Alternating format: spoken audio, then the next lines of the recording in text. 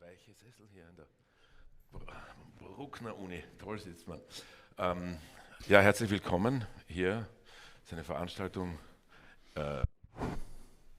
der Lange Nacht der Philosophie. Wir sind in der Anton Bruckner Privatuniversität in Linz, an der Bruckner Uni in Linz, zum ersten Mal mit einer Denkwerkstatt des Nikolaus-Hanenko-Zentrums. Und ich freue mich ganz besonders, dass ich heute Abend den Herrn Professor Dieter Thome begrüßen darf. Herzlich willkommen. Schön, dass Sie zu uns gefunden haben. Wir haben uns den Herrn Professor gewünscht zu einem Thema, das etwas damit zu tun hat, was das Nikolaus-Hanenko-Zentrum hier an der Universität tut und aber auch, das ist ganz sicher noch wichtiger, was wir alle tun und womit wir alle in unserem Leben befasst sind, nämlich das Thema, über das wir uns unterhalten wollen, handelt davon, wie wir das Alte zum Neuen machen.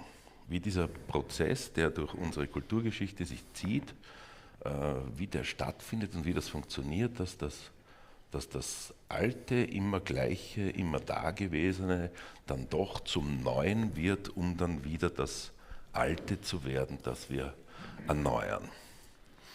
Und der Herr Professor Thome hat viele Bücher geschrieben, unter anderem eines, das heißt Post, das sich ganz explizit, glaube ich, damit befasst, dass man sich in einer Zeit befindet oder dass wir oft davon sprechen, dass wir in einer Zeit uns befinden, die eine Zeit nach etwas ist.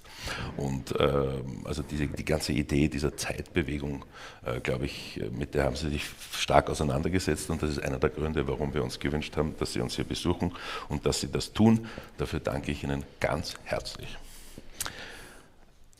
Ich möchte gleich mit einer Frage beginnen, die eine große Tradition im Deutschen und im Österreichischen hat, und zwar in der größtmöglichen Oberfläche, und ich möchte sie genau in der größtmöglichen Tiefe verstanden wissen, nämlich die Frage, Herr Professor, was gibt es Neues? Ja, was gibt es Neues? Erstmal vielen Dank, dass ich darüber nachdenken darf. Neues gibt es immer dann, wenn ein neuer Mensch geboren wird, hat jemand mal gesagt. Hannah Arendt. Als ich das erste Mal las, fand ich es übertrieben. Da kommt da so ein Bündel, so ein bedürftiges Bündel, was eigentlich ziemlich erwartbare Bedürfnisse hat, Hunger, Schmerz irgendwie muss gestillt werden. Warum ist dann dieses junge, kleine Leben etwas Neues?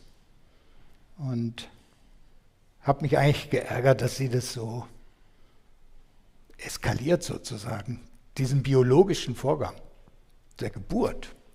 Sie hat ja nicht gewartet, bis der dann Flöte spielte oder so, sondern die Geburt war das Neue.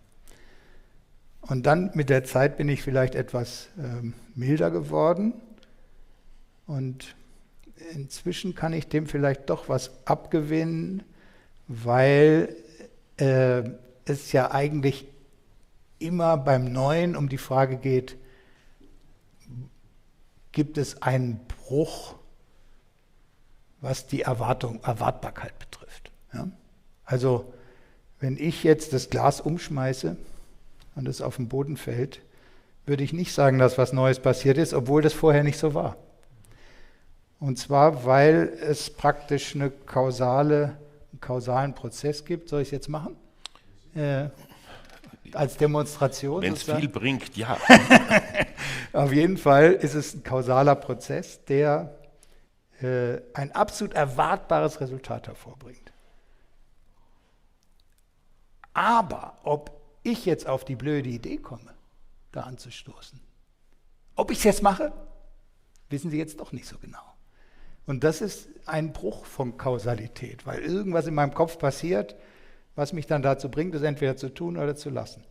Und da ist schon natürlich auch was dran bei dem kleinen Leben, was da kommt, dass das eine Wundertüte ist.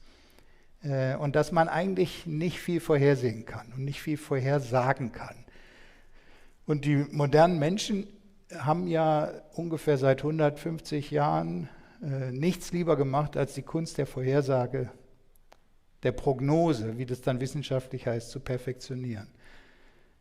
Und wollten damit dem Neuen den Stecker ziehen, weil wenn man es prognostizieren kann, heute schon, was morgen passiert, ist es morgen kalter Kaffee. Schon morgen ist dann kalter Kaffee. Und das gelingt aber natürlich nicht. Die Prognosen liegen ja bekanntlich immer falsch und so. Das heißt, das Neue hat viel mit diesem Bruch von Erwartungen zu tun. Das Neue, was repräsentiert dann das neue Leben, wie die Hannah Arendt es sagt, jetzt das Kind als das Neue ist? Was ist der Bruch? Sie hat dann, und da gehe ich nach wie vor mit ihr nicht so ganz mit, das in Verbindung gebracht mit damit, dass die Freiheit die Bühne betritt. Also schon bei dem Säugling die Freiheit die Bühne betritt. Und dann hat sie das mit Kant in Verbindung gebracht, der gesagt hat, die Freiheit besteht darin, eine Reihe in der Zeit neu anzufangen.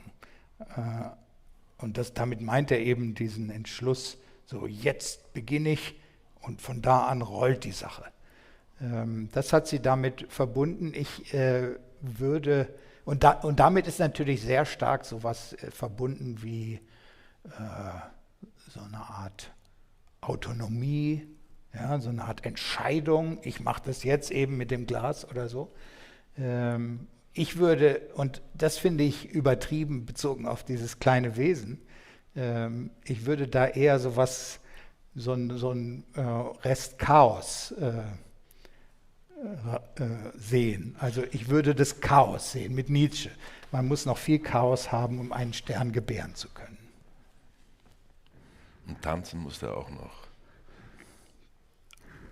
Wenn das so ist, dann ist das Neue das sich unserer Erwartung entzieht oder das unsere Erwartung enttäuscht.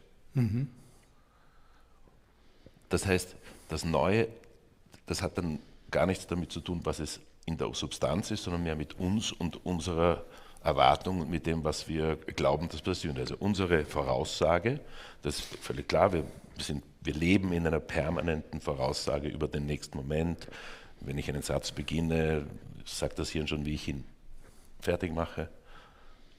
Und das Neue ist das, was plötzlich dann verschoben ist, um irgendeine Qualität, die dieser Erwartung sich entzieht. Ja, und daran merkt man auch, dass es gar nicht so einfach ist. Also es ist nicht trivial, dieses Neue.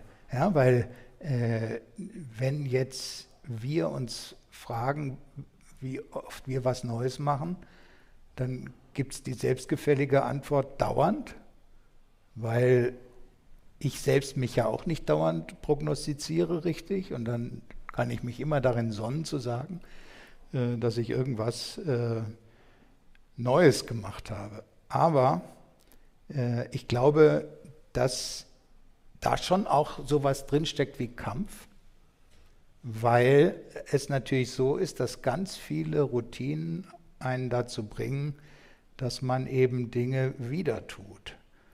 Und das Wiedertun von Dingen, da gibt es natürlich immer so eine Art Sollbruchstelle. Man kann es dann ein bisschen anders machen, aber man muss sich diese Wandlung eigentlich erkämpfen.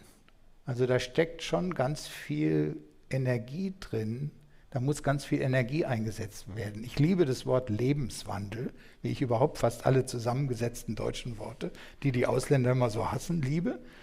Aber das Wort Lebenswandel ist doch großartig. Weil? Wegen des Wandels. Bloß man denkt daran gar nicht, wenn man das Wort Lebenswandel benutzt.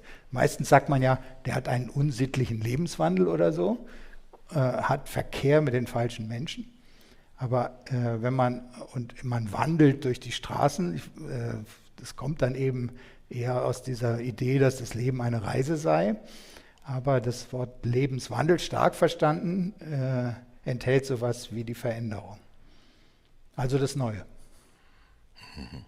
Wenn jetzt das Neue aber in unserer Erwartung und unserem Verhältnis zur Erfüllung oder Nichterfüllung besteht, was verändert sich substanziell an der Welt, an den Dingen, an dem, was die Kulturgeschichte so vor sich her treibt und auch produziert?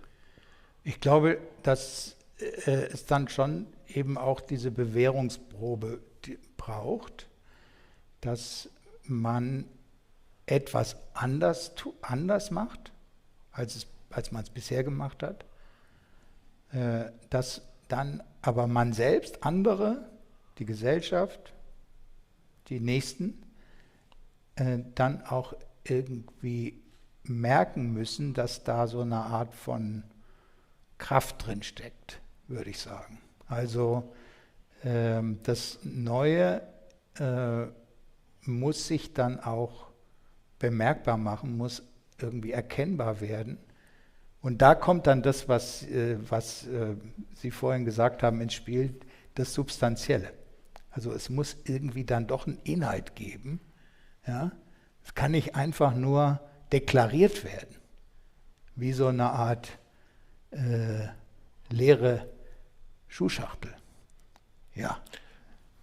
Was hat die Mode jetzt in diesem System für eine Rolle? Weil da bin ich jetzt sehr schnell bei der Mode. Wenn wir das Gleiche, wenn wir jetzt neu bekleiden und neu formulieren und ich mit meiner Profession, ich mache etwas, was vor mir schon hundertfach und tausendfach und über Jahrzehnte und Jahrhunderte gemacht wurde und trotzdem, ich bin ganz bei Ihnen inhaltlich, ich bin ja auch der Ansicht, dass ich es völlig neu mache, sei das eine völlige Delusion oder nicht, aber ich sehe es so. Ist das eine Mode? Ja, super. Mode ist ein wahnsinnig interessantes Phänomen.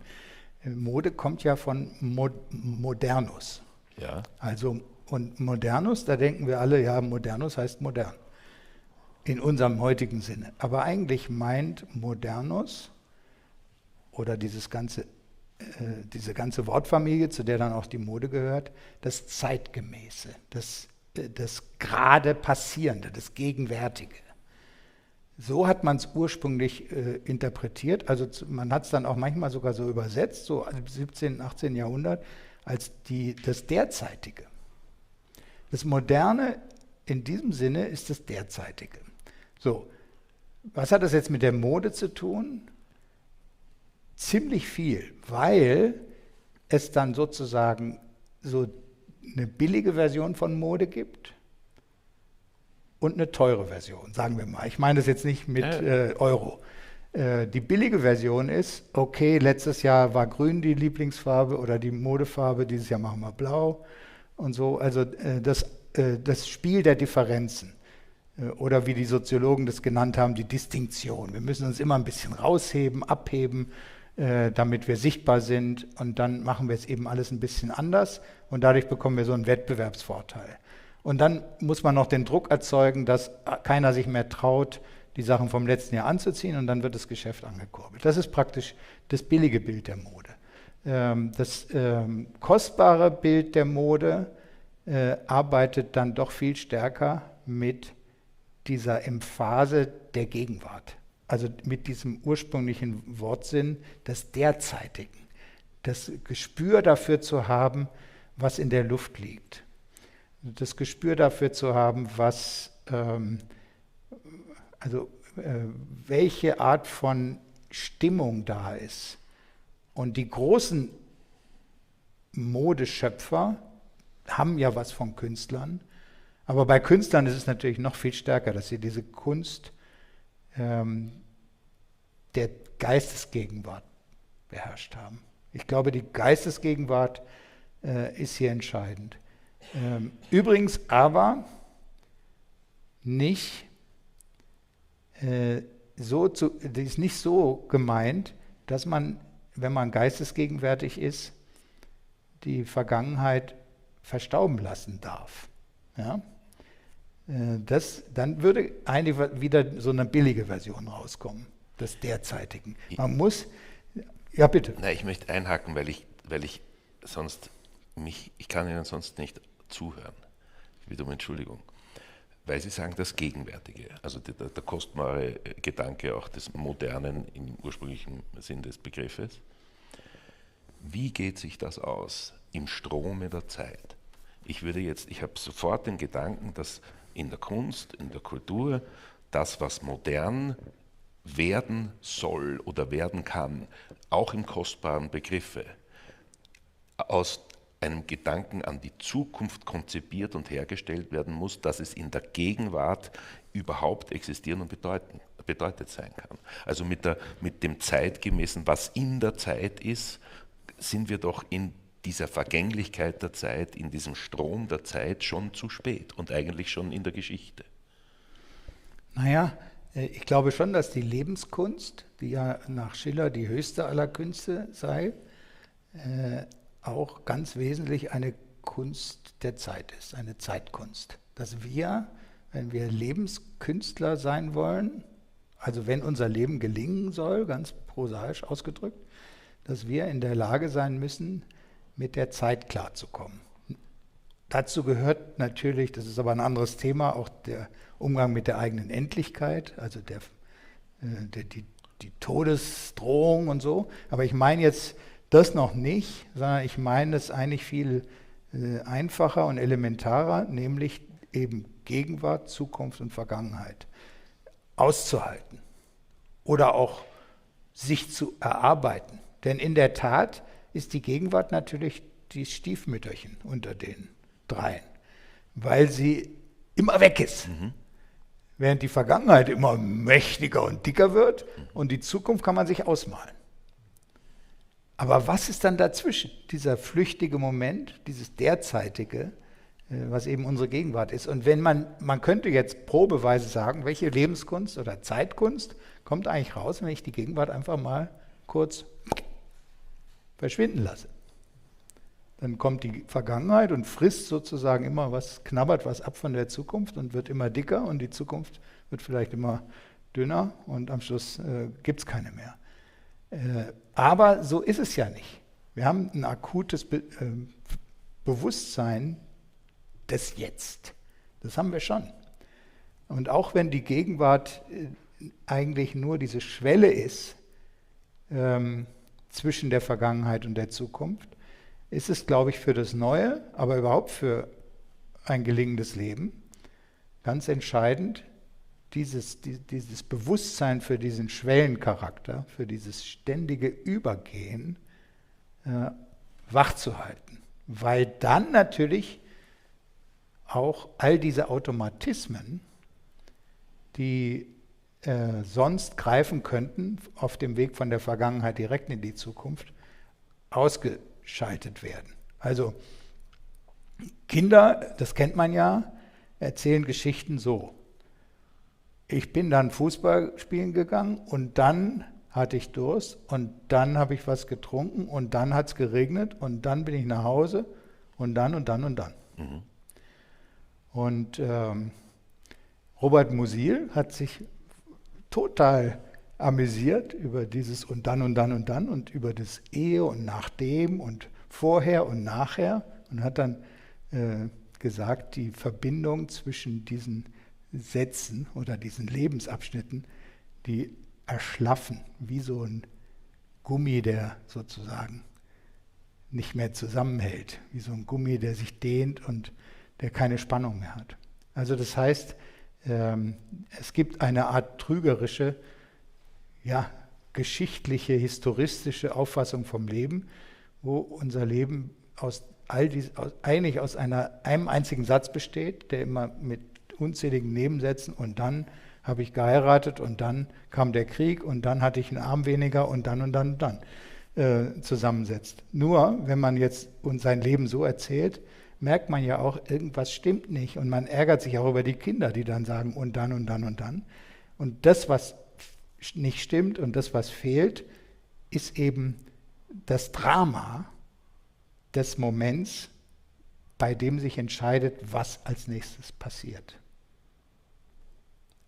Also die Suggestion, dass es da sowas gibt wie irgendwie eine Logik oder so. Mit dem und dann wird ja suggeriert, ja klar, dann musste das ja so passieren als nächstes. Und dann kam der Regen und dann wurde ich nass und so. Nein, das ist nicht so. Das ist ein viel dramatischerer Vorgang.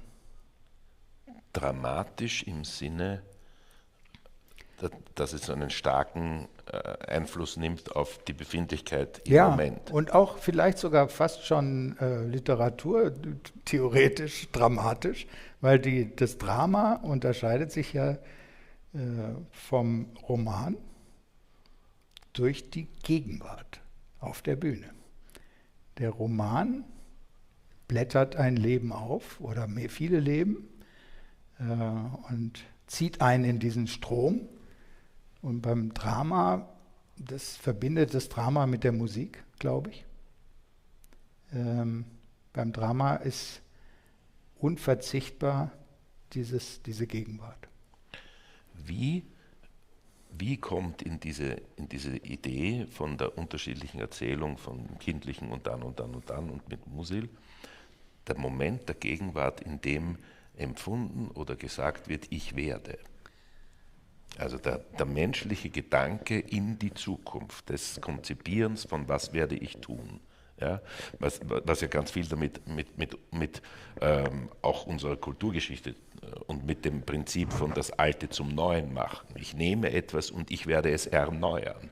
Also der Gedanke an Erneuerung, der Gedanke an Bewegung geht immer über den Moment der Gegenwart hinaus. Ja. Das muss er. Es ist unbedingt notwendig. Also überhaupt der Gedanke der Kreation, das Kreative muss die Gegenwartsschwelle des Vergehenden irgendwie in das Werdende bringen. Ja. Wie geht ein Kind damit um? Das Verblüffende ist ja, dass Kinder zwar lauter Geschichten erzählen, die mit diesem und dann und dann und dann funktionieren, aber dass sie eigentlich ja in viel stärkerer Weise als wir routinierten Langweiler, wir beide, Entschuldigung, in der Lage sind, was Neues zu machen. Also ein anderer kluger Kopf hat mal gesagt, John Stuart Mill, nichts wurde je getan, was nicht jemand als erstes getan hat. Und ich habe dann mal aus Jux gefragt, meine Studierenden, wissen Sie noch, wie der Mensch hieß, dem Sie den ersten Kuss gegeben haben oder mit dem Sie das erste Mal geküsst haben? Wussten praktisch alle, wie der hieß, der Name des Menschen. Wissen Sie auch, wer der Zweite war, wie der hieß oder die hieß, die Sie als zweites geküsst haben? Ja. Ich weiß noch die erste, aber nicht mehr die zweite. Ist es jetzt schlimm? Ja, vielleicht. Aber irgendwie ist es auch nicht schlimm, weil es gibt diesen Moment, das erste Mal tun. Und jetzt habe ich ein bisschen rumgewurschtelt mit meiner Antwort, weil Sie ja eigentlich aufs Werden kommen wollen. Aber ich glaube, dass, wenn man das bei Kindern beobachtet, sie natürlich unweigerlich in der Situation sind, dass sie dauernd etwas als erstes tun und dadurch natürlich auch ein viel stärkeres Gefühl dafür haben, dass da ganz viel zu entdecken ist und damit natürlich auch die anderen um sie herum zum Teil vor Herausforderungen stellen. Aber das ist natürlich was wir uns eigentlich irgendwie erhalten müssen. Und gleichzeitig zeigt, und beim Kind gibt es gleichzeitig diese Sache, dass sie natürlich dass ein Kind wahnsinnig gerne etwas, was ihm gefällt, nochmal macht. Die sind ja Fanatiker der Wiederholung und Künstler des Neuen. Ja, aber sie können das anders als wir. Ich war lange Zeit völlig fasziniert davon, dass ich meinen Kindern beim ins Schlafen gehen die gleiche Geschichte, die sie auswendig können, zum 36. Mal vorlesen kann. Und ich glaube, dass sie so aufgeregt sind vor dem wichtigen Moment, der jetzt passiert, wie beim ersten Mal. Also diese Begabung, diese Befähigung, nicht schon zu wissen, wie es weitergeht, sondern diese Begabung zur Gegenwärtigkeit, das ist etwas unglaublich Kindliches. Ich glaube, dass wir uns das abgewöhnen. Ich singe zum 150. Mal die Winterreise vom Schubert und ich kann mir es überhaupt nicht leisten, nicht zu wissen, was kommt, weil ich muss es ja auch irgendwie wiederherstellen. Ich habe einen anderen Aspekt gefunden, wie ich darauf zugehe. Ich frage mich immer, was wird mir das Gleiche, was wird es mir jetzt bedeuten? Und das weiß ich nicht. Ja. Also das ist für mich, ich weiß nicht, ob das die gleiche Funktion ist, ob das eine Gegenwärtigkeitsfunktion ist oder ob ich es mir nur so herdrehe, damit mir das nicht fad wird, weil sonst, da muss ich ja aufhören.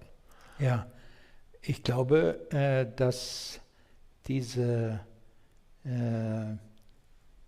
Versuchung der Gewohnheit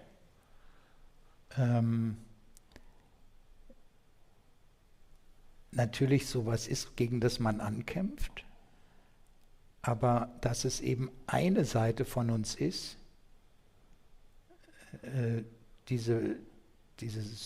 die auch natürlich für eine gewisse Souveränität verantwortlich ist, dass man eben sein Zeug kann, Ja. dass man eine bestimmte Beherrschung des Materials hat und gleichzeitig gibt es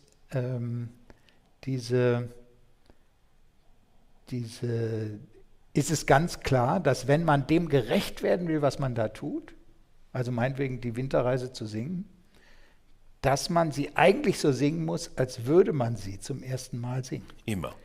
Und das ist natürlich ein Konjunktiv. Und wenn man es jetzt wirklich zum ersten Mal singt, dann muss man sehr gut sein, damit die Sache funktioniert. Aber man muss das eigentlich so singen, als wäre es das erste Mal. Und zwar nicht irgendwie, weil man daraus einen Kult machen will, sondern weil es ja jetzt tatsächlich gesungen wird. Also man darf ja nicht sozusagen seinen internen CD-Spieler anschalten und dann kommt aus dem Mund das, was man da irgendwo oben gespeichert hat, raus. Dann würde man dem nicht gerecht werden, was der Komponist selbst zum Beispiel sich gedacht hat, nämlich dass jetzt etwas aufgeführt wird, dass jetzt auch etwas gefühlt wird. Ich meine, das sind ja auch die Gefühle, die man im Publikum erzeugen will. Und wenn man im Publikum praktisch was Abgestandenes abliefert, dann zerstört man die Gegenwart des Kunstwerks. Also liegt, wenn ich das jetzt in die Disziplin auch meine oder auch die vom Nikolaus Harnoncourt in die Musik, in das Konzert, in die Aufführung übersetze, dann liegt die Berechtigung für die repetitive oder rekreative Kunst, wie wir sie auch nennen, in der relativen Unverlässlichkeit. Also darin, dass man nicht präzise weiß, was jetzt kommt, wie auf einer CD. Wenn ich eine CD auflege, dann weiß ich, wenn der einen Textfehler hat, weil es eine Live-CD ist und der sagt ein falsches Wort, dann weiß ich, dass das jetzt kommt. Im Konzertsaal weiß ich eigentlich, habe ich eine Erwartung.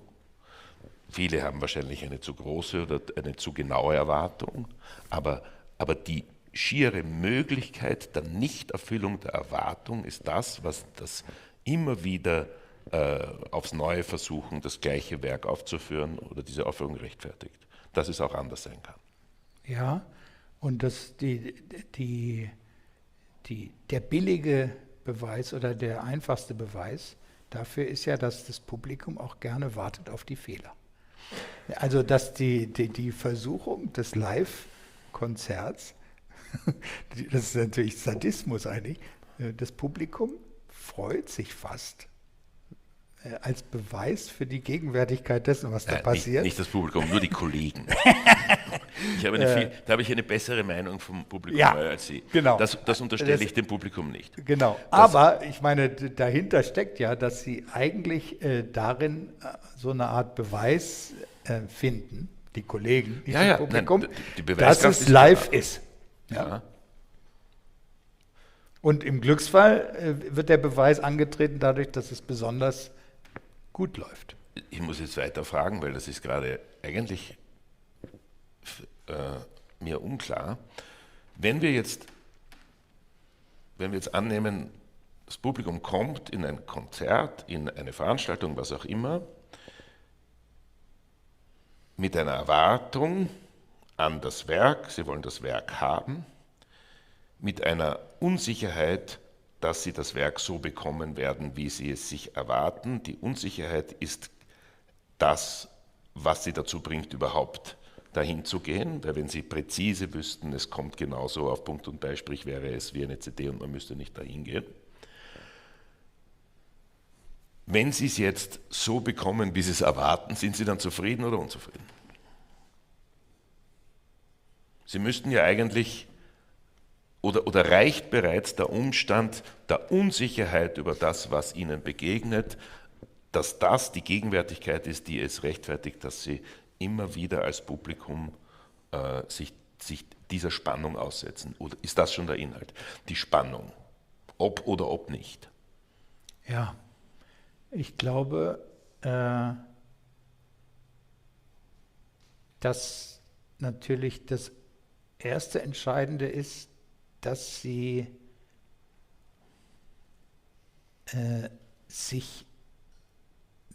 dass sie sich in dieser Situation auch mindestens ein bisschen überhaupt erstmal lösen davon, wie sie das vorher mal gehört haben. Das wünschen wir uns immer. Naja, es geht aber auch gar nicht anders, glaube ich. Ich glaube, dass die Hörerfahrung gar nicht so richtig funktionieren kann, so dass man praktisch zwei, wie sagt man dazu in der Technik, also zwei Audio-Files nebeneinander herlaufen lässt. Also man hat praktisch den Audio-File von der CD im Kopf, gespeichert, wenn man jetzt ein gutes Gedächtnis hat, und dann kommt der Audio-File von der Bühne. Ja. Ich kenne keinen Menschen, vielleicht kennen Sie welche, die in der Lage wären, die praktisch im Sofortverfahren gegeneinander zu spielen. Naja, warum stehen Sie dann in der Pause beim Café und sagen, ach, Karajan hat das so gemacht? Ja, also irgendwo weil ist sie da dann halt den Schlauberger raushängen und das dann rekonstruieren. Aber ich glaube, die besondere Situation in diesem Raum ist dann schon, dass man sich dem auch ein Stück weit ausliefern muss und dadurch auch diese ganzen Referenzen ein bisschen mindestens verblassen. Würde ich schon denken. Ja, ich meine, wir hoffen, also ich als Musiker hoffe darauf, dass es verblasst. Es gibt einen wunderschönen Satz vom Chamisso, mir ist, als wäre ein Lied erklungen im tiefsten Innern und hätte auf einmal verschlungen all mein Erinnern. Ich erinnere mich, dass das im Akademietheater, da war ich ein Teenager und habe Leons und Lena von Georg Büchner gesehen und da war das, am Vorhang ist das gestanden. Und ich habe es natürlich nicht verstanden als Teenager, aber das, was der Satz gemeint hat, ist genau das, was mir passiert ist. Nachdem ich diese Aufführung von Leons und Lena gesehen habe und diesen Text von Büchner zum ersten Mal gehört habe, hat alles, was ich mir gedacht hatte oder was ich gewusst oder erinnert habe über Theater, war weg, es war verschlungen. Also das ist natürlich ist ein extrem hoher Anspruch, aber eine idealisierte Hoffnung, dass irgendetwas, was in einem Moment passiert, dieses Erinnern wegnimmt und alles, Ja, aber alles neu macht. Leons und Lena, darf ich kurz? Ja, klar. Also Leons und Lena, das ist ja dieses Büchner-Stück, wo zwei junge Menschen nicht so richtig wissen, was sie mit dem Leben anfangen sollen. Und das ist eigentlich eine Riesensuchmeldung nach dem Phänomen, was wir versuchen einzukreisen, bei den beiden. Weil der eine sagt ja, glaube ich, an einer Stelle, Beschäftigung, Beschäftigung, ich suche Beschäftigung oder so. Also er ist ja eigentlich so ein Hippie und ein bisschen verkommen, aber super sympathisch. Und dann sucht er eigentlich nach etwas, wo er sein ganzes Herzblut reinlegen kann. Und weil er das noch nicht findet, ist für ihn übrigens und für Lena die Zeit auch so was Bitteres. Weil es gibt dann ja diese Stelle, das Leben ist ein schleichend Fieber oder so, ist, glaube ich, und dann geht es irgendwie um die Zeit, das kriege ich jetzt nicht mehr zusammen mit diesem Tick-Tack, Tick-Tack. Und für denjenigen, der diese Beschäftigung, jetzt nicht im Job, sondern im emphatischen Sinne des Einsatzes, des Krafteinsatzes, für denjenigen, der diese Beschäftigung nicht hat, ist die Zeit nur eine Zeit, die vergeht und nicht eine, die gestaltet wird oder eine, in der ein Werden enthalten ist, von dem Sie vorhin gesprochen haben. Also insofern ist dieses Drama für Menschen, die eben, ja, für Pubertierende perfekt. Ja, aber auch für Erwachsene. Ja, ganz toll. Aber es gibt auch, das sind auch über die Zeit, da gibt es gute Momente über die Zeit. Nicht? Also, Ja. der Büchner ist schon ein Genie. Meine Lippen sind so müde vom Küssen im Gespräch Leonce und Rosetta, seiner Geliebten. Nicht vom Küssen, sondern vom Gähnen. und sie sagt, liebst du mich? Aber natürlich liebe ich dich, wirst du mich immer lieben. Immer ist ein langes Wort.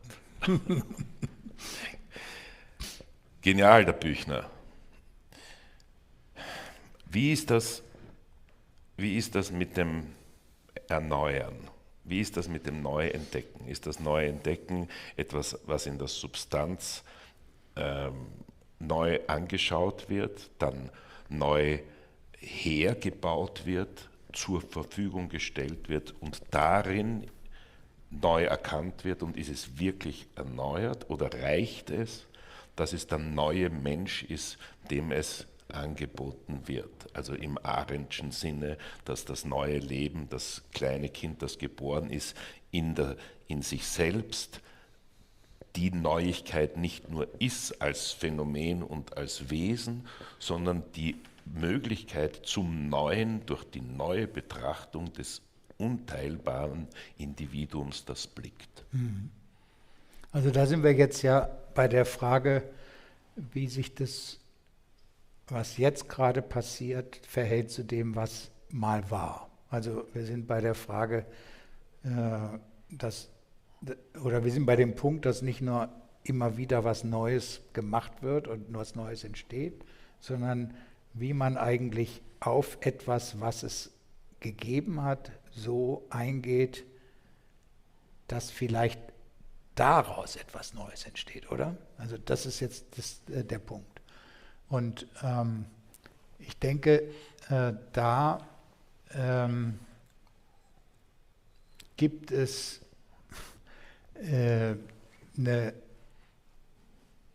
es gibt praktisch diese Frage, wie wird man eigentlich der Vergangenheit gerecht?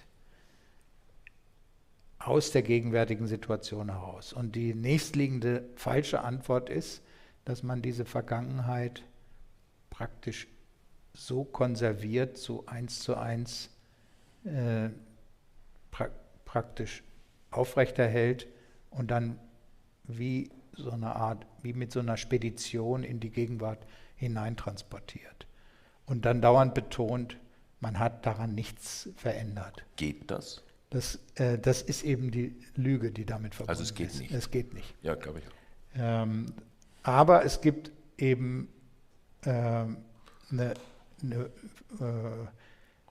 es ist eine große Verunsicherung damit verbunden, wenn man merkt, dass es nicht geht. Weil natürlich diese Vergangenheit auch häufig als Tradition aufgerufen wird, zum Beispiel. Als etwas, auf das man sich stützen kann, was wie so eine Art Felsblock ist, der nicht wackelt, wo man festen Halt hat. Und diese Vorstellung, sagen wir mal, der Vergangenheit als Tradition, die basiert eigentlich auf so einer Art Selbstüberschätzung, dass man nämlich diese Vergangenheit festnageln könnte.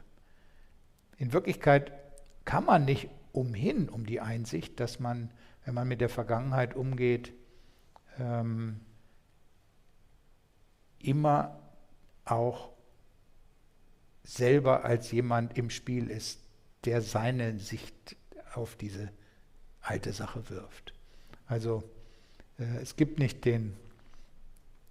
den neutralen Blick, jedenfalls nicht unter Menschen, vielleicht von Gott oder so, der alles überblickt. Es gibt nicht den neutralen Blick von unserer gegenwärtigen Situation heraus auf die Vergangenheit. Wie wir jetzt meinetwegen die österreichische K&K-Monarchie, nicht die österreichische, also die österreichisch-ungarische K&K-Monarchie, wie wir die sehen im Nachhinein, darüber entbrennt dann Streit. Was wir von Napoleon halten, ist strittig. Und im Streit um diese Frage schaffen wir Bilder der Vergangenheit, die zugleich Bilder unserer Gegenwart sind. Also wir wollen dann einen bestimmten Napoleon oder ein bestimmtes Bild der Vergangenheit. Dann gibt es dann viel Willkür, dann werden die Ideologien in Anschlag gebracht, dann bastelt man sich Heroen zusammen oder Unholde. Das heißt, ich plädiere nicht dafür, dass alles verhandelbar wäre und dass man jetzt alles fabrizieren würde. Nein, es gehört ein großer Ernst, auch ein Respekt vor den Fakten dazu, wenn man sich mit der Vergangenheit beschäftigt.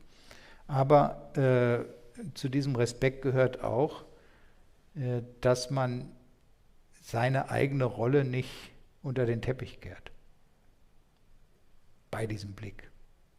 Man blickt eben auf die Vergangenheit. Es ist nicht so, dass die sozusagen irgendwie wie so eine Art immer daseinende Autorität im Raum steht, wie so jemand, der alles sieht, der einem dann auf die Finger haut. Das heißt aber auch, dass bereits der Blick auf die Geschichte, der Blick auf das Alte, die Erneuerung ist. Ja. Also erneuern durch Hinschauen. Ja. Und damit dann in der Gegenwart für die Zukunft umgehen, ist gar nicht mehr die Erneuerung, sondern das ist dann schon das Transformierte. Wo funktioniert die Transformation der Erneuerung? Im Blick, im Hinschauen? Ist die Erneuerung wie der Nikolaus Harnoncourt, zum Beispiel, das sich hier aufdrängt, auf eine Partitur schaut, auf die schon tausende andere geschaut haben? Ist das die Erneuerung? Oder wie es dann auf die Bühne bringt? Wo liegt die Transformation? Oder ist das wiederum ein Prozess, wo alle Elemente dazugehören, dass es zu etwas Neuem wird? Ich weiß nicht, warum Sie jetzt das sozusagen so sortieren und aufteilen wollen. Also der Blick auf die Vergangenheit, der muss zunächst mal mit dem Eingeständnis starten, dass man selber blickt, dass man nicht einfach nur konserviert, dass man nicht einfach irgendwie so eine Art Siegelbewahrer ist und dann packt man das Paket aus und zeigt es den anderen und sagt, schau, Originalzustand. Das gibt es vielleicht bei so Dingen, aber also bei so ganz lapidaren Dingen, irgendeinem Stein oder so. Aber in dem Moment, wo ein mit Bedeutung aufgeladener Gegenstand aus der Vergangenheit uns gegenübertritt, in dem Moment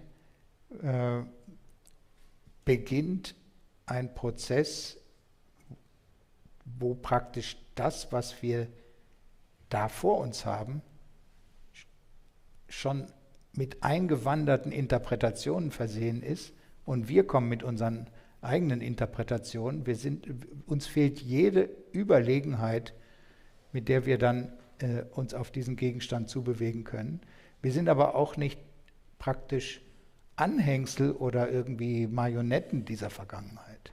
Das heißt, es gibt eigentlich eher so eine Art von Augenhöhe zwischen dem Gegenstand, mit dem wir gegenübertreten, und uns selbst. Und dann machen wir da unseren Reim drauf und dann haben Sie gesagt, ja, man blickt drauf und dann setzt man es um. Für mich ist das eigentlich sozusagen so eine Art durchlaufender Prozess. Ja. Die Alternative, die nicht in irgendeiner Form Erneuerndes in sich trägt, ist das Nicht-Hinschauen. Das Nicht-Hinschauen oder das Hinschauen und so tun, als würde man nicht schauen. Als würde man nur empfangen. Verstehen Sie, was ich meine? Also was ich glaube... Ja, ich verstehe, was Sie meinen. Ich glaube, was tatsächlich oft, was eben eine naheliegende Versuchung ist dieses Empfangen wollen, das Hören wollen. Ja. Also man will einfach irgendeine Botschaft hören oder vielleicht sogar einen Befehl aus der Vergangenheit, der einem sagt, das musst du tun. Wenn man das macht, dann unterschlägt man seinen eigenen Blick, seine eigene Aktivität, die man da in Stellung bringt. Und es geht ja gar nicht. Also bis zu einem gewissen Grad geht es ja gar nicht. Man kann so nicht. tun, als ob. Das ist eine Pose. Ja. Das ist dann Ideologie eigentlich. Man kann so tun, als ob. Ja, ich verstehe. Wenn jetzt Trump zum Beispiel irgendwie die amerikanische eigentliche Identität aufruft und sich nur zum Vollstrecker einer historischen Identität Amerikas macht, das ist jetzt vielleicht ein plumpes Beispiel, aber dann ist ja völlig klar, dass in diesem Fall reingeschmuggelt ist eine Aktivität, mit der diese Identität erst zu der erklärt wird, an die man sich da dranhängen will. Also der Vollstrecker der Vergangenheit hat sozusagen seine eigenen Inhalte der Vergangenheit untergeschoben. Ja, und wenn ich jetzt auch durchaus im Politischen nachdenke, wenn es das Konservative und das Progressive gibt, dann wäre unter diesem Aspekt das Konservative ja eigentlich im Endeffekt nichts anderes als ein Bremsungsversuch vom Progressiven, das ohnehin stattfindet. Weil die Alternative ja eine Pose ist, die gar nicht geht. Ja, und bei den Progressiven ist dann manchmal aber eben tatsächlich der Haken, dass sie die Zeit mit sich selbst beginnen lassen, sozusagen. Das ist dann auch heikel. Also bezogen auf diese Zeitkunst, von der ich da vorhin gesprochen habe, gibt es dann meinetwegen die Konservativen, die so eine Art Abhängigkeit herstellen, wo die Vergangenheit die Gegenwart bestimmt und über die Gegenwart dann auch die Zukunft bestimmt. Und es gibt eine ganz klare Hierarchie, wo man sich praktisch eine Vergangenheit oft zurechtlegt, die dann diese wahnsinnige Wirkungsmacht entfalten soll. Ja? Die hat man sich vorher aber ein bisschen so ausgesucht, die Vergangenheit, die dann die Macht übernehmen soll, sozusagen. Die einfachste sozusagen Erwiderung der Progressiven auf die Konservativen ist dann zu sagen, uns ist die Vergangenheit egal, wir fangen einfach neu an und basteln die Welt, wie sie uns gefällt. Also Henry Ford, der große Industrielle, musste mal einen Prozess vor Gericht aussagen, weil er ja auch, hatte ja Neigungen zum Faschismus und hatte irgendwie juristischen Ärger und hatte lauter falsche Sachen gesagt und dann wurde er vor Gericht befragt, warum er denn diese Geschichte so falsch darstellt. Und dann hat er gesagt, History is bunk. Nun, das Wort Bunk im Englischen ist sehr selten, also das heißt sowas wie unbedeutend, Unsinn, Unfug, Quatsch, ist mir egal. Das war die typische Haltung des industriellen Progressiven. Also er war zwar natürlich politisch nicht links oder so, aber er war ein Techno-Utopist, der sich überhaupt nicht dafür interessiert hat, was in der Vergangenheit passiert ist. Das Einzige, was ihn interessierte, war die Gegenwart und die Zukunft. Das kann man in der Technik meinetwegen machen, dann landet man halt bei der Fließbandarbeit, aber in der Politik jedenfalls ist das natürlich dann, führt es dann zu so einem Utopismus, von dem wir im 20. Jahrhundert ziemlich viele schreckliche Beispiele gesehen haben. Also sich alles selbst zurechtlegen und so tun, als gäbe es keine Vergangenheit, ist dann die billige Replik der Progressiven auf die Konservativen. Die Kunst besteht schon darin, das einfach auszuhalten, dass da diese machtvolle Vergangenheit da ist.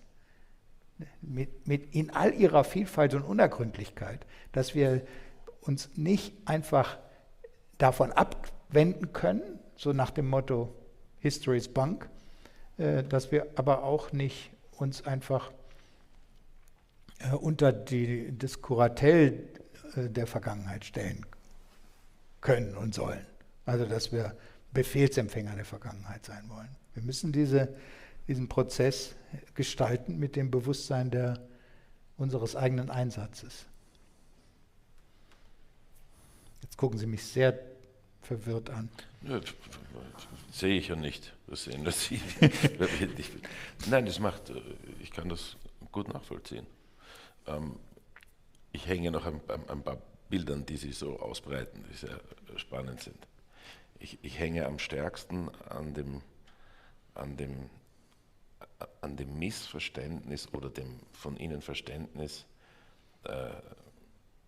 von nur hinschauen und nur also wie haben Sie es genannt, nur rezipieren.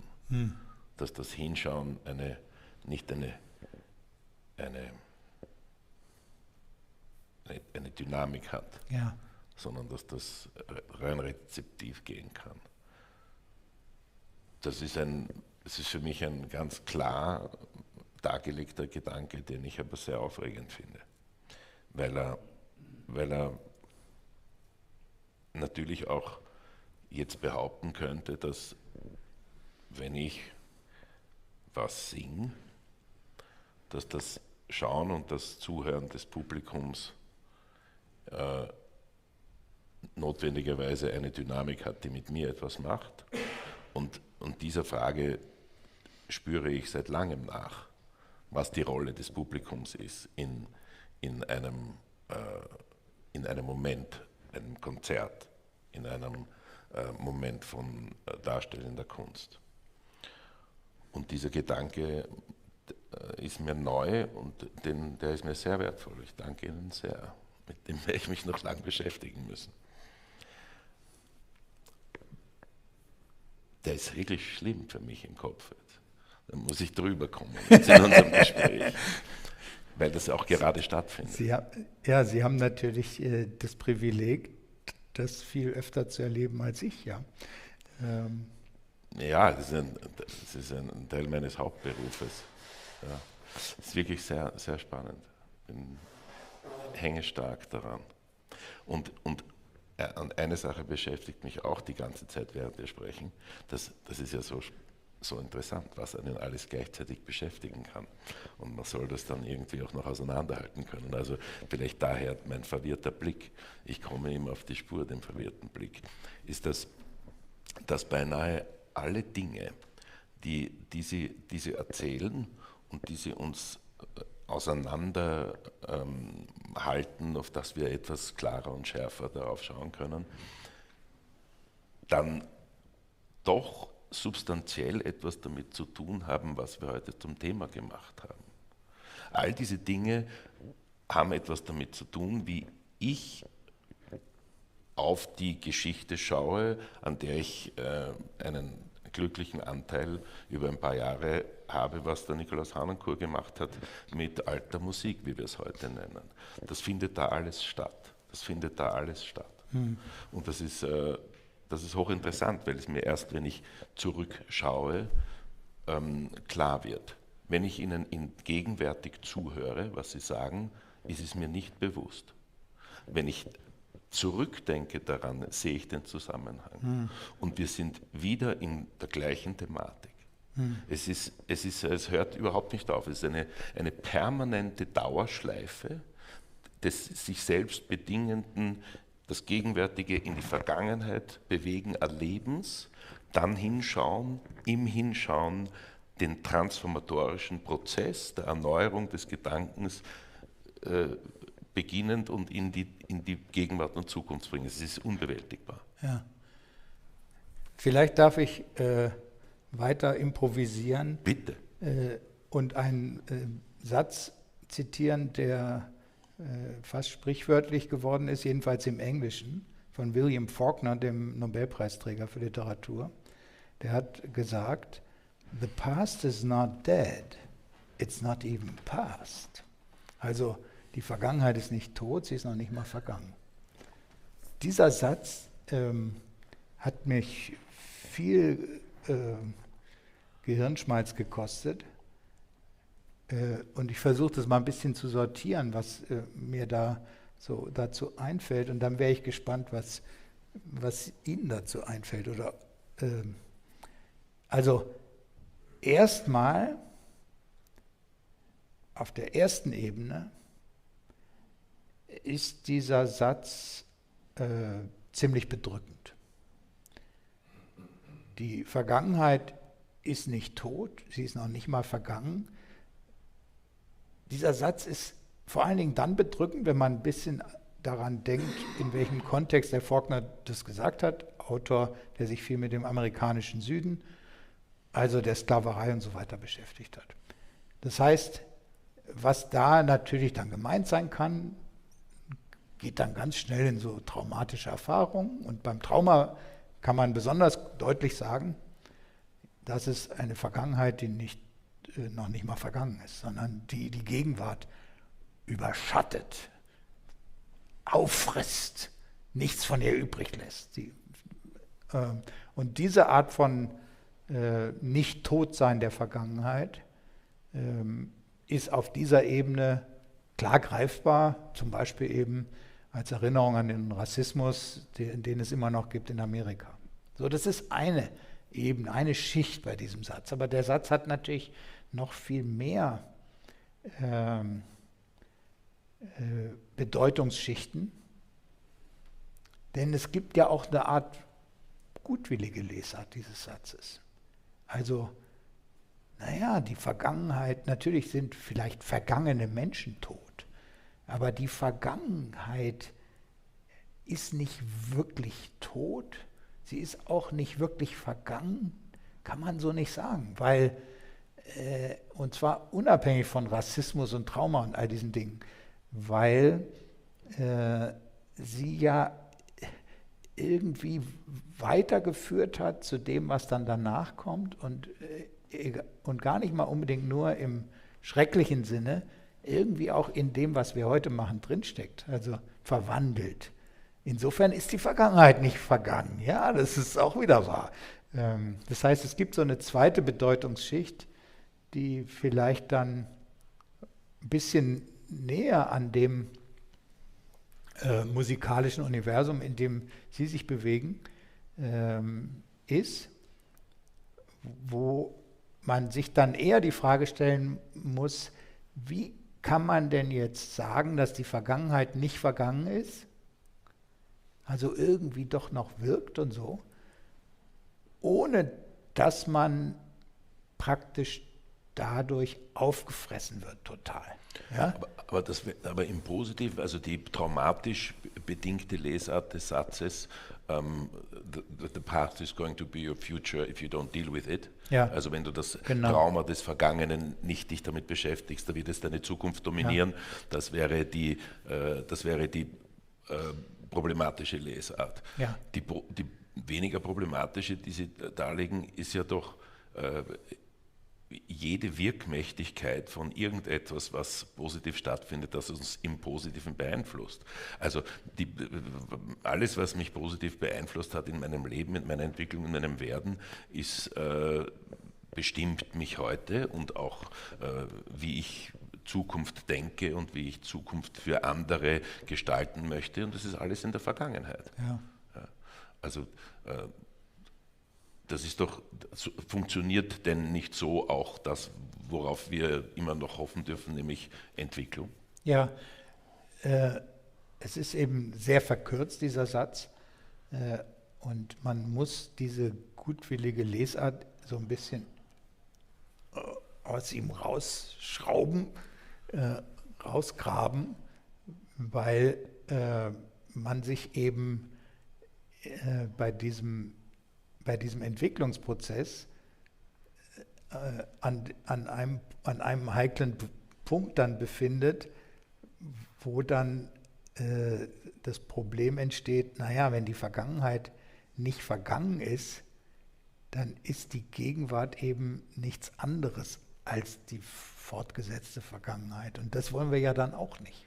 Also das hat mich, Sie haben ja am Anfang des Gesprächs dieses Buch über die Vorsilbe Post, also nicht über das Fernmeldewesen oder die Briefträger, sondern über die Vorsilbe Post erwähnt. Und da in der Tat ist eigentlich viel schiefgelaufen bei diesen ganzen postmodernen und Postverbindungen, von denen es Hunderte gibt inzwischen, weil da eben dann doch sehr stark der Eindruck entsteht, jedenfalls bei mir, dass die Gegenwart zu so einer Art Anhängsel der Vergangenheit wird. Also meinetwegen, es fällt einem nicht wirklich was Eigenes ein und dann erklärt man eben, hat die Postmoderne begonnen und hängt irgendwie an der Moderne weiter fest und grenzt sich irgendwie auch von ihr ab, aber ist irgendwie in so einer Art von Zwiespalt, Ambivalenz gefangen, wie so eine Art Hund an so einer an so einer Schnappleine, der dann ein bisschen weglaufen kann und dann wieder nach hinten gezogen wird. Also jedenfalls ist klar, dass man sich nicht zutraut, seine eigene Situation jetzt neu zu beschreiben. Also man stelle sich vor, die Revolutionäre 1789 hätten die Bastille gestürmt und hätten gerufen, es lebe die Postmonarchie. Oder Marx und Engels hätten das postkapitalistische Manifest veröffentlicht, 1848.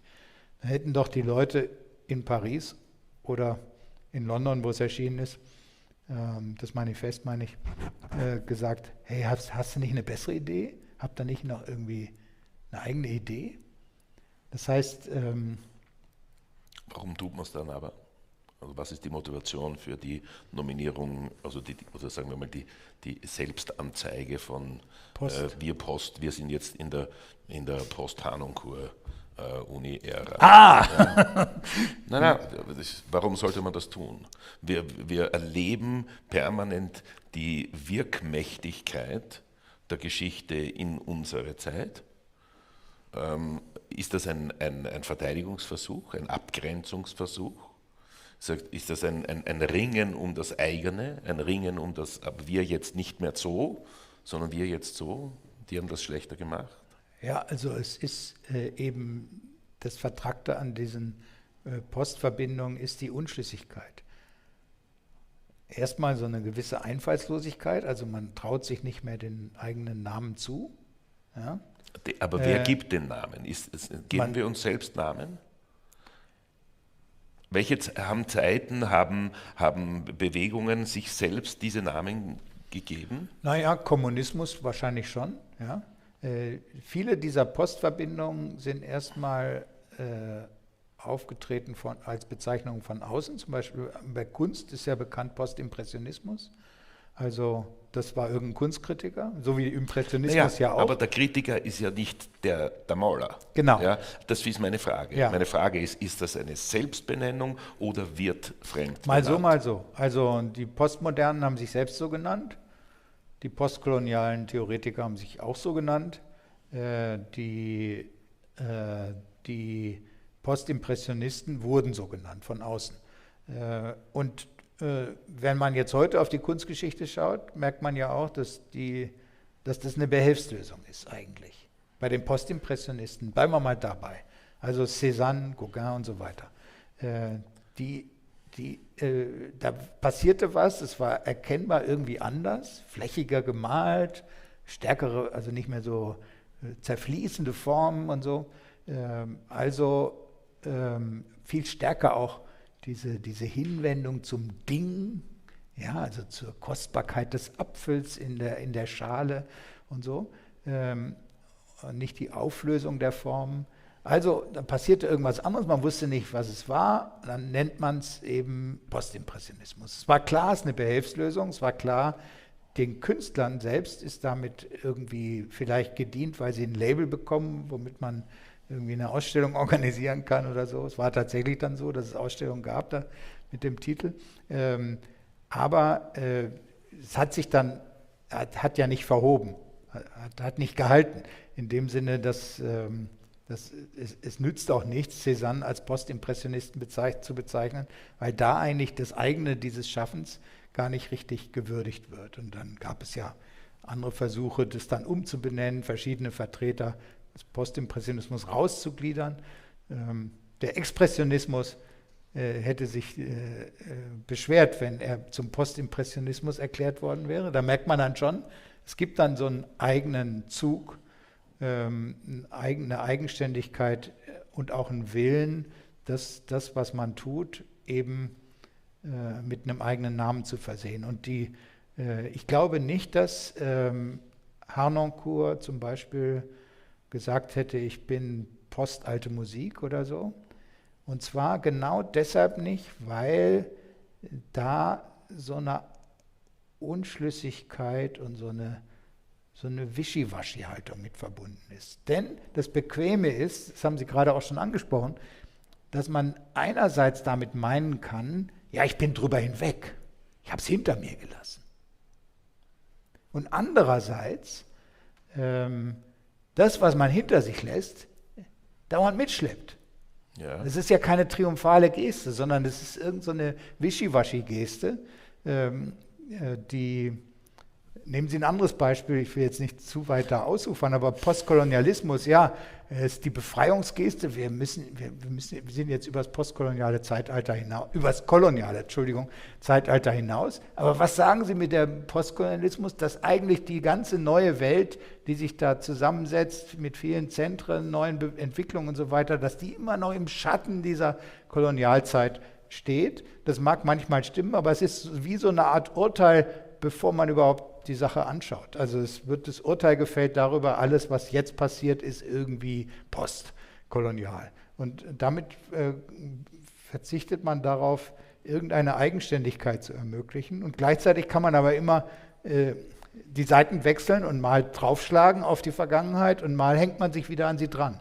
Und diese Zwiespältigkeit ist jetzt vielleicht ein bisschen verkürzt, was ich da sage, aber die Zwiespältigkeit, die tritt bei all diesen Verbindungen auf und das ist dann eben so eine Art billige Methode, sich so ein bisschen zu sonnen in dem Gefühl, über etwas hinweg zu sein und gleichzeitig das mit sich mitzuschleppen. Und es ist auch ein bisschen ein hämisches Verhältnis zur Vergangenheit, so eine Art, ja, du bist halt, man erklärt ja erst mal was zum Vergangenen, um sich dann darüber hinwegzusetzen. Und ich weiß nicht so viel über Harnoncourt, aber das ist ja überhaupt völlig gegen das, was ihn umgetrieben hat. Er wollte ja nicht irgendeine Art von herablassendes Verhältnis zu dem, was früher gemacht worden ist, entwickeln. Gerade im Gegenteil. Er wollte aber auch nicht einfach so tun, als könnte man jetzt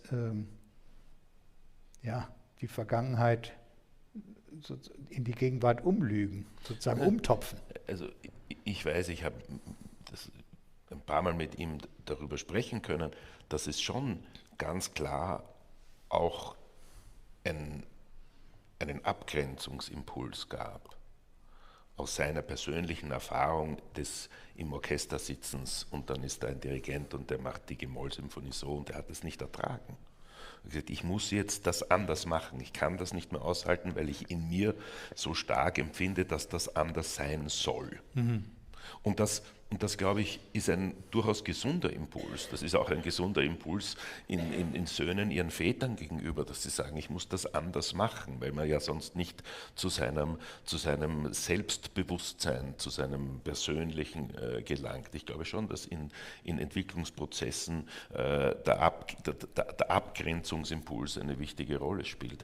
Ich glaube, in weiterer Folge für das, jetzt weil Sie den Cézanne und den Gauguin erwähnen, und auch im gleichen Sinne denke ich so dann an den Nikolaus Harnoncourt, kann ich mir gar nicht vorstellen, dass Sie sich dann die Frage stellen, was die Welt oder sie sich für einen Namen geben. Die machen dann, was sie wollen.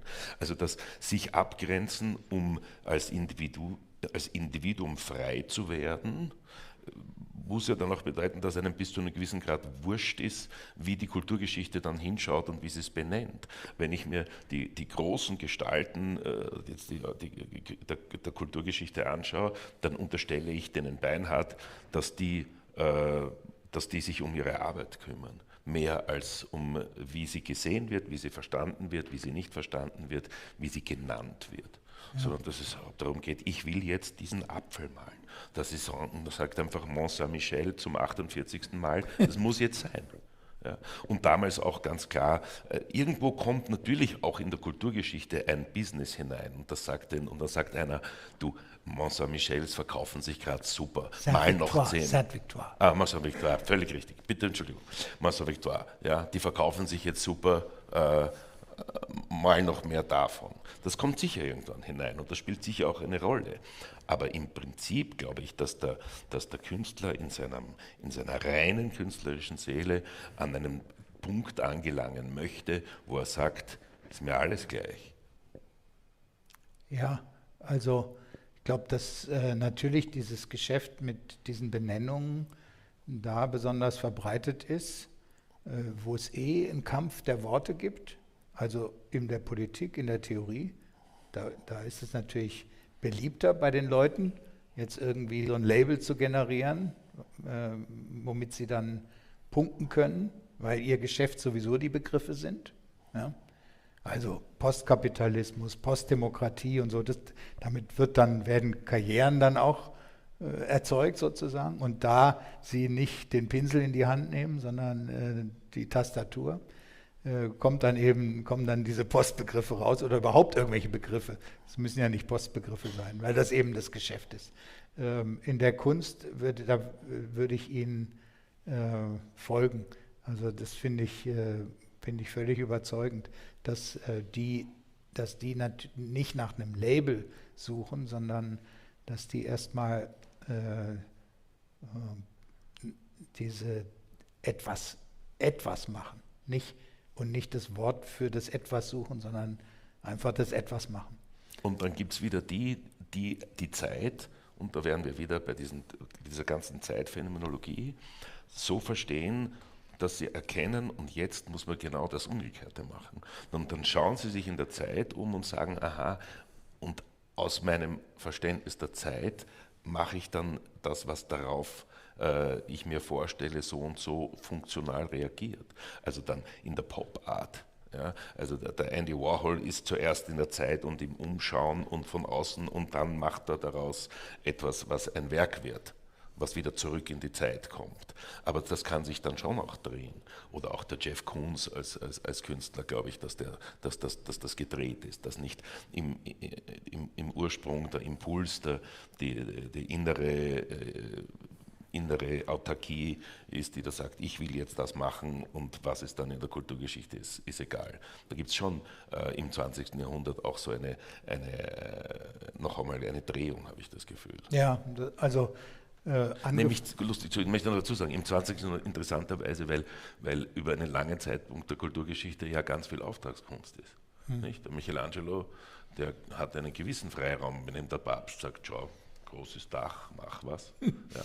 Aber ganz, ganz viel ist da im Auftrag und auch die Komponisten, die sagen, nein, ich brauche jetzt eine Messe oder ich will jetzt das, wird in Auftrag gegeben. Und irgendwann einmal fällt das weg und dann holen sie sich wieder hinein. Ja. Nicht? Also nach einer Zeit der großen Freiheit, wo das anders verstanden ist. Das mit der Freiheit ist ein irrer Punkt, ne? Also dieses berühmte Schönberg-Zitat, Kunst kommt nicht von Können, sondern von Müssen, passt ja sehr gut zu dem, was Sie gerade gesagt haben. Also dass ein Künstler, passt auch gut zu Cézanne und vielen anderen, dass da jemand was machen muss und so eine Art inneren Drang hat, inneren Zwang hat, dass er gar nicht selbst entscheidet. Was male ich denn heute? Einen Apfel, sondern es ist völlig klar, das muss der Apfel sein. Dieses sich ausgeliefert fühlen, das gehört ja zu dieser Vorstellung vom Künstler als jemandem, der getrieben ist. Und das ist dann der innere Zwang. Und das ist natürlich ein wahnsinnig starker, auch fast schon, ja, ein bisschen, vielleicht fast ein bisschen größenwahnsinniger Satz von dem Schönberg. Aber er beschreibt dieses Phänomen des sich gezwungen fühlens. Aber es ist ein innerer Zwang, der praktisch an die Stelle tritt des Auftrags, als äußerem Zwang. Ja, und der äußere Zwang, dann entstehen andere Freiheiten in dem Umgang damit. Also ich weiß nicht, wer Haydn den Auftrag für die Symphonie mit dem Paukenschlag gegeben hat, aber den Paukenschlag hat Esterhazy. Hat er dann reingesetzt, und das war dann praktisch der äußere Zwang und der Umgang damit. Ja, natürlich. Und da entsteht dann praktisch diese Freiheit, und dann kommt aber sozusagen die Autonomie der Kunst ins Spiel. Und gerade in der Kunst wird die Autonomie und die Freiheit in besonderer Weise gesucht und gefunden. Und dann darf es ja nicht die Beliebigkeit sein im Gestalten der endlosen Möglichkeiten, die man da so hat. Und dann taucht praktisch dieser Zwang neu auf als innerer Zwang. Es ist in der Wiener... Und dann kommt Kuhns, und da ist vielleicht mit dem Zwang nicht mehr so viel drin, oder? Also der macht dann halt, bastelt da seine Ballonmännchen. Am sogenannten Krauthappel, das ist das goldene Dach der Sezession in Wien, steht ein Satz von einem Schweizer Kulturkritiker, Ludwig Hevesi heißt er, nämlich: Der Zeit ihre Kunst, der Kunst ihre Freiheit. Und das ist ein großartiges Ideal natürlich, das von innen oder von außen und von vielen Seiten angegriffen ist. Ich habe gerade ein Zeichen bekommen, dass wir zum Ende kommen sollen. Die Zeit, die wir verplaudert haben, ist in der Vergangenheit. Die Gegenwart ist gerade noch da. Ich werde dieses Gespräch mir noch einmal anhören müssen, weil ich spüren kann, und das ist mir wichtig, ich kann spüren, dass einiges zur Sprache gekommen ist, mit dem ich lange nicht fertig bin.